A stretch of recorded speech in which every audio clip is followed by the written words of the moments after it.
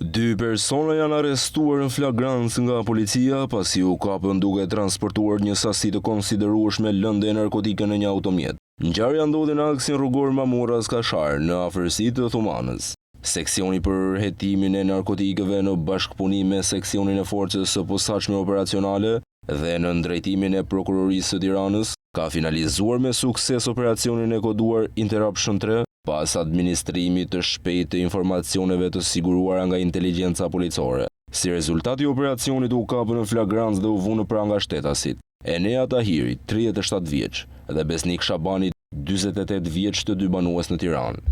Ata akuzohen për veprën penale prodhimi dhe shitja e narkotikeve, kryer në bashkëpunim.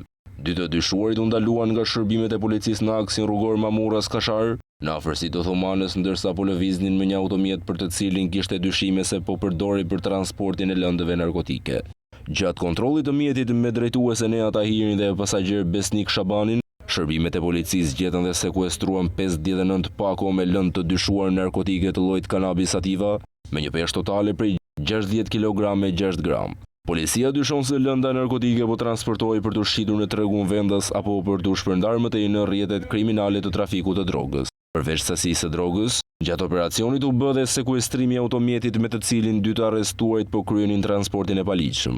Policia thekson se ky është një tjetër operacion i suksesshëm që vjen si rezultat i bashkëpunimit ndërstrukturor dhe si pjesë e planit të posaçëm të policisë së shtetit për goditjen e rrjeteve kriminale që operojnë në trafikun dhe shitjen e lëndëve narkotike. Materialet procedurale në ngarkim të dy të arrestuarve janë referuar në prokurorinë e Tiranës për veprime të mëtejshme ligjore, ndërkohë që vijojnë hetimet për identifikimin e personave të tjerë të përfshirë në këtë aktivitet kriminal, si dhe për caktimin e destinacionit final të lëndës narkotike.